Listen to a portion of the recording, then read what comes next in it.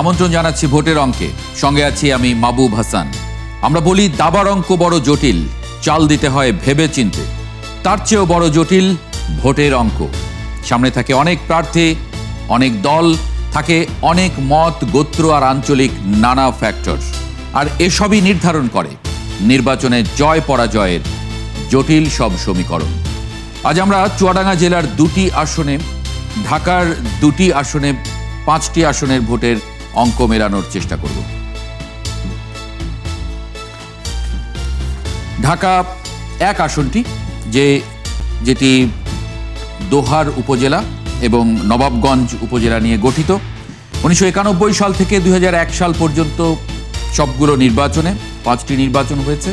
এই নির্বাচনে বিএনপির ব্যারিস্টার নাজমুল হুদা তিনি 2001 পর্যন্ত জিতেছেন, অর্থাৎ 4টি নির্বাচনে জিতেছেন এবং 2008 সালে আওয়ামী লীগ আসনটি জিতে নেয়। আমরা ভোটের অঙ্ক যদি একটু দেখে নিই। ঢাকা 1-এ মোট ভোটার আছে 5,36,675, নারী ভোটার 2,68,000 এবং পুরুষ ভোটার আছে 2,68,000। তৃতীয় লিঙ্গের 5 জন ভোটার আছেন এখানে। এছাড়া 2008 সালে ভোটার ছিলেন 3,19,000-এর মতো এবং তরুণ ভোটার এখানে 2,16,000। সেটা মোট ভোটারের প্রায় 40%। ঢাকা 2 আসনটি নিয়ে একটু কথা বলি। ঢাকা 2 আসনটি ঢাকা দক্ষিণ সিটি কর্পোরেশনের কেরানীগঞ্জ উপজেলার 7টি ইউনিয়ন এবং সাভারের 3টি ইউনিয়ন নিয়ে গঠিত। এখানে 1991 সাল থেকে 2001 সাল পর্যন্ত সবগুলো নির্বাচনে বিএনপির আব্দুল মান্নান তিনি জিতেছিলেন এবং 2008 সালে একই রকমভাবে ঢাকা 1 আসনের মতো আওয়ামী লীগ এই আসনটি জিতে নেয়। ভোটের অঙ্ক যদি একটু দেখি। ঢাকা 2-এ মোট ভোটার 4,15,000, নারী ভোটার 2 লাখ, পুরুষ ভোটার 2,14,000-এর বেশি। এখানে তৃতীয় লিঙ্গের 9 জন ভোটার আছেন। তরুণ ভোটার যারা 2008 সালের পরে ভোটার হয়েছেন, যারা প্রথমবারের মতো এবার ভোট দিতে চলেছেন, সেই ভোটারদের সংখ্যা 36,000, সেটা মোট ভোটারের 8.7%। ঢাকা 3 আসন, এই 3 আসনটি কেরানীগঞ্জ উপজেলার 5টি ইউনিয়ন নিয়ে গঠিত। 1991 সাল থেকে 2001 সাল পর্যন্ত সবগুলো নির্বাচনে এখানে বিএনপি প্রার্থী আমানুল্লাহ আমান তিনি জিতে এসেছেন এবং 2008 সালে এই আসনটি আওয়ামী লীগ অন্য 2টি আসনের মতো 1 এবং 2-এর মতো ছিনিয়ে নেয়। আমরা যদি একটু ভোটের হিসাব দেখে নিই। এখানে মোট ভোটার 3,59,000, নারী ভোটার 1,76,000, পুরুষ ভোটার 1,82,000 এবং এখানে তৃতীয় লিঙ্গের ভোটার আছেন 4 জন। 2008 সালের পরে ভোটার হয়েছেন, সেই সংখ্যাটা 1,08,000, যেটা মোট ভোটারের প্রায় 30%, 30.30। ঢাকা 4 আসন, ঢাকা 4 আসনটি ঢাকা জেলার দক্ষিণ সিটি কর্পোরেশনের 9টি ওয়ার্ড এবং ঢাকা মেট্রোপলিটনের 2টি থানা নিয়ে গঠিত। 1991 সাল থেকে 2008 সাল পর্যন্ত সবগুলো নির্বাচনে এখানে বিএনপি 3 বার জিতেছে, আওয়ামী লীগ 2 বার জিতেছে। হিসাবটা যদি একটু দেখি ভোটে। ঢাকা 4-এর মোট ভোটার 3,58,000, নারী ভোটার 1,75,000, পুরুষ ভোটার 1,83,000। তৃতীয় লিঙ্গের এখানে 5 জন ভোটার আছেন এবং 2,01,000 ভোটার যারা 2008 সালের পরে ভোটার হয়েছেন, সেই সংখ্যাটা 1,57,000 এবং তরুণ ভোটার যারা প্রথমবারের মতো এবার ভোট দেবেন, 2008 সালের নির্বাচনের পরে ভোটার হয়েছেন, সেটা প্রায় 40%, 43.79% ভোটার। আমরা ঢাকা 5 আসন যদি একটু দেখি। যাত্রাবাড়ি এবং ডেমরা থানা নিয়ে গঠিত ঢাকা জেলার এই আসনে 1991 সাল থেকে 2008 সাল পর্যন্ত সবগুলো নির্বাচনে ঢাকা 4 আসনের মতোই বিএনপি 3 বার জিতেছে, আওয়ামী লীগ 2 বার জিতেছে। তো ভোটের হিসাব যদি দেখি। ঢাকা 5-এ মোট ভোটার 4,13,000, নারী ভোটার 2,04,000, পুরুষ ভোটার 2,11,000। তৃতীয় লিঙ্গের 5 জন ভোটার এখানে আছেন। তরুণ ভোটার যারা 2008 সালের পরে ভোটার হয়েছেন সেই সংখ্যাটা এখানে 51,000-এর বেশি, 51,632 জন। সেটা মোট ভোটারের 12.49%, 12% ভোটার। আমরা সবুজ মাহমুদকে একটু যুক্ত করে নেব, সহকর্মী। তিনি যুক্ত আছেন ঢাকা জেলার এই 5টি আসন, 1 থেকে 5, এই 5টি আসনের মাঠের চিত্র কি বলছে। আমরা পুরনো যে 4টি ক্রেডিবল ইলেকশন, 91, 96-এর 2টি ইলেকশন, 2001-এর ইলেকশন এবং 2008-এর ইলেকশন, এই ইলেকশনগুলোকে মোটামুটি একটু ফ্রি, ফেয়ার, ক্রেডিবল ধরা হয়। এই ইলেকশনগুলোর ভোটের ফলাফল আমরা দেখে নিলাম। সবুজ মাহমুদকে একটু যুক্ত করে নিচ্ছি। সবুজ মাহমুদ, আমরা যে 5টি আসন নিয়ে আজকে কথা বলছি তার মধ্যে অন্তত 3টি আসনে, 1, 2 এবং 3, সেখানে বেশিরভাগ সময় বিএনপি জিতে এসেছে। 2008 সালের নির্বাচনে এসে আওয়ামী লীগ এই 3টি আসনই বিএনপির কাছ থেকে জিতে নেয় এবং বাকি 2টি আসনেও বিএনপি এবং আওয়ামী লীগের হাড্ডাহাড্ডি লড়াই হতো এখানে, এবং 3বার বিএনপি জিতেছে, 2বার আওয়ামী লীগ জিতেছে। আমরা যদি 96-এর যে ফেব্রুয়ারির ইলেকশনটা বাদ দেই তাহলে সমান সমান। সেই জায়গায় এবারের মাঠের চিত্রটা কি বলছে? আওয়ামী লীগ ভোটে নেই, সেখানে বিএনপি বাড়তি সুবিধা পাচ্ছে কিনা?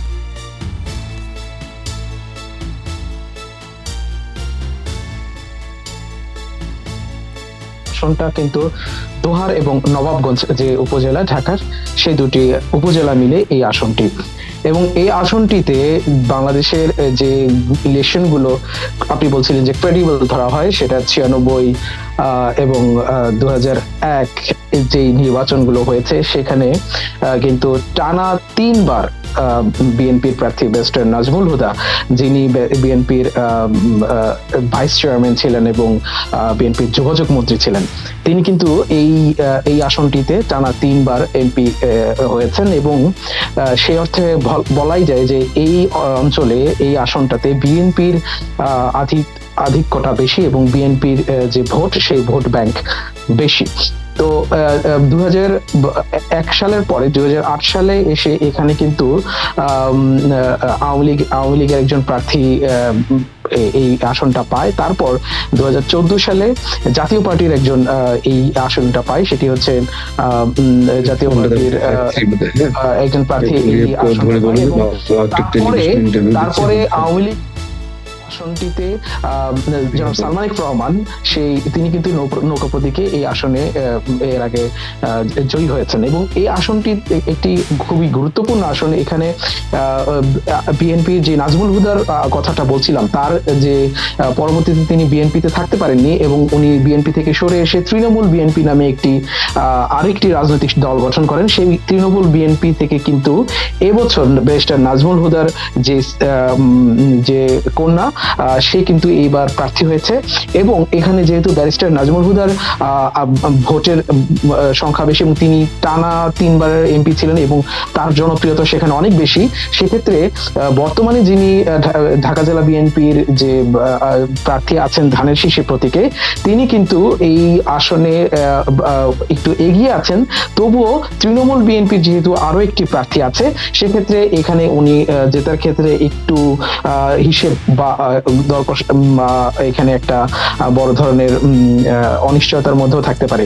এবং আরেকদিকে জামাতের যে প্রার্থী আছেন, সেই প্রার্থী এখানে এর আগে কখনো নির্বাচন করেননি, উনি এই প্রথমবার এখানে নির্বাচন করছেন এবং নির্বাচন সে অর্থে তার এই ধরনের নির্বাচন যেহেতু অংশগ্রহণ করেনি, তার জনপ্রিয়তা কেমন সেটাও এখানে বলা যাচ্ছে না। বোঝার উপায় নেই। বাকি 4টি আসনে যদি একটু মোটা দাগে বলেন, বাকি 4টি আসনে আসলে একটু ছোট করে, যে সেখানে আসলে কাদের সঙ্গে কাদের লড়াই আপনি ধারণা করছেন? আমি যাচ্ছিলাম যে ঢাকা 2 আসন, এখানে কিন্তু বিএনপির একজন হেভিওয়েট প্রার্থী আছে, সেটা হচ্ছে আমানুল্লাহ আমান। এই আমানুল্লাহ আমানের সাথে নিকটতম প্রতিদ্বন্দ্বী হিসেবে ধরা হচ্ছে জামাতের আব্দুল হক। তিনি কিন্তু এই আসনে এর আগে কখনো জনপ্রতিনিধিত্ব বা এই জাতীয় নির্বাচন করেননি, এবং আমানুল্লাহ আমান যেহেতু বিএনপির একটি প্রথম সারির নেতা, এবং এই আসনটি কেরানীগঞ্জ সহ সাভারের কিছু অংশ এই আসনটার মধ্যে আছে, এবং আমানুল্লাহ আমান এখানে অনেক জনপ্রিয় একজন ব্যক্তি। এবং তিনি তো 91 সাল থেকে 2001 সাল পর্যন্ত নির্বাচন করেছেন এবং কখনো হারেননি। 2008 সালে এসে সেই দিক থেকে এই আমানুল্লাহ আমানি এই আসনে এগিয়ে আছেন, এবং অন্য অন্য আসনগুলোতে আপনি তিনের যদি বলেন পরিস্থিতিটা কি? কেরানীগঞ্জ। কেরানীগঞ্জেও কিন্তু গয়েশ্বরচন্দ্র রায় উনিও বিএনপির একটি অনেক বড় একজন নেতা, এবং এই বিএনপির এই নেতা সাংগঠনিকভাবে এবং ওইখানে যে জনপ্রিয়তা তার এবং অন্যান্য যারা ইউনিয়ন পর্যায়ে নেতাকর্মী আছে তারা কিন্তু সবাই এই বিএনপির গয়েশ্বরচন্দ্র রায়কে এগিয়ে রাখছেন। অন্যদিকে জামাতের যে প্রার্থী আছেন সেই প্রার্থী কিন্তু এখানে ওই অর্থে পরিচিত না, তবে এখানে কিন্তু যে জুলাই আন্দোলনের সময় আমরা লক্ষ্য করেছি যে এখানে যারা ইসলামিক দলগুলো আছে সেই ইসলামী দলগুলোর যারা সমর্থক আছে তারা কিন্তু এই আন্দোলনে এই কেরানীগঞ্জ অঞ্চলে অনেকটা দখল করে রেখেছিল। সে অর্থে ইসলামী যে জামাতি ইসলামের যে প্রার্থী আছেন তার একটু ভোট তুলনামূলকভাবে অন্যান্য নির্বাচনের ক্ষেত্রে এখানে একটু বেশি আছে। আর গয়েশ্বরচন্দ্র রায় তবুও গয়েশ্বরচন্দ্র রায় অনেকটা এগিয়ে আছেন। চারের কথা যদি আমি বলি আপনাকে, সেখানে সূত্রাপুর এলাকাটা এখানে এই সবচেয়ে জনপ্রিয় বা এগিয়ে আছে। এখানেও বিএনপির প্রার্থীকে এলাকার লোকজনের সাথে আমি যতটুকু কথা বলে জেনেছি যে তারা তাকে এগিয়ে রাখছেন। যদিও উনি প্রথমবারের মতো নির্বাচন করেছেন, তবু ওনার যে ইমেজ সেটা এলাকায় ক্লিন ইমেজ, এবং তিনি কোনো ধরনের যে বিএনপির অন্যান্য প্রার্থীদের যে বিভিন্ন ধরনের চাঁদাবাজি বা অন্য যে অভিযোগ থাকে বা যে বিষয়গুলো থাকে তার ক্ষেত্রে সেরকম নেই। এবং মানে ক্লিন ইমেজ বলছেন আপনি। ঢাকা পাঁচের যাত্রাবাড়ি এবং ডেমরা থানার নিয়ে যেটি গঠিত, এটার পরিস্থিতি কি? এইখানে কিন্তু একটু জামাত বা ইসলামী আন্দোলন বা অন্য যে ইসলামী দলগুলো আছে সেগুলো কিন্তু এগিয়ে আছে। কারণ আপনি নিশ্চয়ই জানেন জুলাই আন্দোলনের সময় এই যাত্রাবাড়িতে যারা আন্দোলন করেছে তার অধিকাংশই কিন্তু মাদ্রাসা এবং ইসলামী যারা রাজনীতিতে সক্রিয় তারা সেই দলের কর্মীরাই কিন্তু এখানে সক্রিয় ছিল জুলাই আন্দোলনের সময়। সুতরাং এই অঞ্চলটাতে একটু বিএনপির যে প্রার্থী আছে তিনি তার সাথে ইসলামী জামাত ইসলাম এবং ইসলামী আন্দোলনের যারা প্রার্থী আছে তাদের সাথে অনেকটা লড়াই হবে বলে আশা করা হচ্ছে। অনেক ধন্যবাদ সবুজ মাহমুদ যুক্ত হবার জন্য ভোটের অঙ্কে। সহকর্মী সবুজ মাহমুদ বলছিলেন ঢাকার 5টি আসনের এই মুহূর্তের মাঠের চিত্র। আমরা এই পর্যায়ে একজন অতিথিকে যুক্ত করে নেব, অধ্যাপক মেজবাউল আজম সওদাগর, রাজনৈতিক বিশ্লেষক, তিনি আমাদের সঙ্গে যুক্ত আছেন। ঢাকার 5টি আসন নিয়ে আমরা কথা বলছিলাম, হিসাব দেখছিলাম, পুরনো খবর এবং মাঠের চিত্র সব মিলিয়ে তার মন্তব্যটাও একটু জেনে নিই। অধ্যাপক মেজবাউল আজম সওদাগর, আপনাকে স্বাগত জানাচ্ছি ভোটের অঙ্কে। আমরা ভোটের যে 5টি আসন নিয়ে কথা বলছি আজকে ঢাকা জেলার 1 থেকে 5, এই আসনগুলোয় আমরা পুরনো ফলাফলে যেটা দেখেছি যে বিএনপি বরাবর ভালো করেছে 5টি আসনেই, বিশেষ করে 3টি আসনে তো বেশ ভালো করেছে। শুধু 2008 সালের নির্বাচন ছাড়া বাকি সবগুলোতেই নিরঙ্কুশভাবে জয় ছিল বিএনপির। কিন্তু বাকি দুটো আসনেও বিএনপি সমান সমান বলা যায় সেভাবে, যদি আমি 96 ফেব্রুয়ারি নির্বাচনটা একটু সরিয়ে রাখি। সেই জায়গায় এবারে কি দেখছেন? কারণ একটা বড় সংখ্যায় তরুণ ভোটার আছে, তারা এখনো ভোট দেওয়ার তাদের প্যাটার্নটা আমরা জানি না। সেই জায়গায় বিশেষ করে গণ অভ্যুত্থান ঘটে গেছে, সেটা ঢাকায় ঘটেছে। বিশেষ করে ডেমরা এই অঞ্চল, যাত্রাবাড়ি এই অঞ্চলটায়, মানে আমরা যে 5টি আসন নিয়ে কথা বলছি তার বেশিরভাগ আসনগুলোই এই অঞ্চলে পড়েছে যেখানে গণ অভ্যুত্থানের একটা বড় উত্তাপ ছিল। সেই জায়গায় আপনার বিশ্লেষণটা কি আসলে এবার? ধন্যবাদ। এই ঢাকার যে আসনগুলোর কথা বললেন এগুলোতে মানে ঐতিহাসিকভাবেই বিএনপির একটা জনপ্রিয়তা ছিল এবং বিভিন্ন ইলেকশনে আপনি যেমনটি বললেন সেটার রিফ্লেকশনটা আমরা পেলাম। তো ঐতিহাসিকভাবে সেই রিফ্লেকশনটা এখনো একেবারে যে থাকবে না এটা অবশ্যই এখনো আছে, কিন্তু এখানে সবচেয়ে বড় একটা ইন্টারেস্টিং ফ্যাক্টর হচ্ছে যে তরুণ ভোটারদের ব্যাপার। প্লাস এই আসনগুলোতে এই নতুন যে ভোটার আমরা দেখছি এর মধ্যে মাইগ্রেটেড ভোটারও রয়েছে। সো সবকিছু মিলে তারপরে আপনার জুলাই গণ অভ্যুত্থানের যে আকাঙ্ক্ষা, যে প্রভাব, কিছু মিলেই এই নির্বাচনটা এবার কিন্তু অনুষ্ঠিত হবে। কিন্তু এখানে ইন্টারেস্টিং ফ্যাক্টর হচ্ছে যে তরুণ ভোটার, এবং বিভিন্ন জরিপে আমরা দেখতে পাচ্ছি যে এই তরুণ ভোটারের সংখ্যাটা যেমন বেড়েছে, পাশাপাশি তাদের ভোটের আগ্রহটা ব্যাপকভাবে বেড়েছে। এবং পাশাপাশি আরেকটা জিনিস লক্ষ্য করা যাচ্ছে যে একটা আসনের কথা যেমন আপনি এখনই বললেন যে সেখানে প্রায় আমি দেখলাম প্রায় 43 তরুণ ভোটার, সেখানে প্রায় অর্ধেক এখানে তরুণ ভোটার, নতুন ভোটারের সংখ্যা। আবার কোনো আসনে দেখা যাচ্ছে যে নতুন ভোটারের সংখ্যাটা একটু কম। সেক্ষেত্রে এখানে ভোটাররা মাইগ্রেটেড হয়েছে কিনা, প্লাস এখানে প্লান্ট মাইগ্রেশন হয়েছে কিনা ভোটারদের, এটা একটা গবেষণার বিষয়। তো সেই বিষয়গুলা যদি আমরা সবকিছু মিলে বিবেচনায় নেই, তাহলে আমরা দেখি যে এই তরুণ ভোটারদের যে এই যে ইমার্স করেছে, যে তরুণ ভোটারদের যে আগ্রহ এবং তাদের যে সংখ্যা ভোটার হিসেবে তারা যে ইমার্স করেছে, দুইটা দলই কিন্তু তাদের দৃষ্টিভঙ্গি নিয়ে কিন্তু বিভিন্ন ধরনের স্ট্র্যাটেজি তারা নিয়েছে, এবং তাদের নির্বাচনী ম্যানিফেস্টোতে কিন্তু আমরা সে ধরনের স্ট্র্যাটেজি দেখতে পাচ্ছি। সেক্ষেত্রে এই তরুণ ভোটাররা এখানে অবশ্যই একটা ঐতিহাসিক লিগেসির সাথে এই তরুণ ভোটাররা এখানে যুক্ত হবেন, এবং তরুণ ভোটাররা এই নির্বাচনী ম্যানিফেস্টো এবং বিভিন্ন সময় গত 17 থেকে 18 বছর যে বাংলাদেশের রাজনৈতিক যে অস্থিরতা ছিল, যে ইনসিকিউরিটি ছিল, তরুণরা যে ভোট দিতে পারেনি, তাদের যে ভোগান্তি ছিল, তাদের উপর যে রাষ্ট্রীয় অন্যায় অত্যাচার নিপীড়ন ছিল, সেই বিষয়গুলোকে তারা মাথায় রেখে এই তরুণরা কিন্তু তাদের নির্বাচনী স্ট্র্যাটেজিটা ঠিক করবেন। এবং আমার ধারণা রাজনৈতিক দলগুলো কিন্তু সেটা বুঝতে পেরেই তরুণদেরকে কেন্দ্র করেই কিন্তু দুই দল এখানে স্ট্র্যাটেজিতে তো সেটার ভিত্তিতেই মানে আগামী নির্বাচনের ফলাফলটা নির্ধারিত হবে আমার ধারণা। এই জন্যই তরুণদেরকে কেন্দ্র করে কিন্তু দুটো রাজনৈতিক দলই তাদের স্ট্র্যাটেজি সাজাচ্ছে। জি, অনেক ধন্যবাদ অধ্যাপক মেজবাউল আজম সওদাগর আমাদের সঙ্গে যুক্ত হবার জন্য ভোটের অঙ্কে।